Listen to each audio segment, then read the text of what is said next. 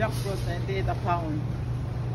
Tingnan mo, buti pa yung mga jackfruit kaya nilagay pa sa crib. Naka-crib pa yan sila isa-isa. Charot. 98 a pound. Mabigat yan. Pero masarap. Matamis to eh. Kung sino man naman kahati ko, ako lang mag-isa. Hindi ho. Wala na ba ibang kakain ito?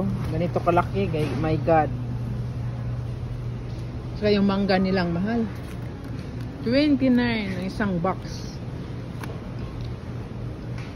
Pero pag panahon na ng mangga, 10 bucks lang yan. Mura lang yan. Ito yung mga papaya nilang gaganda na mga papaya. Pero nakakuha na ako. Charon. By pound lang kasi dito.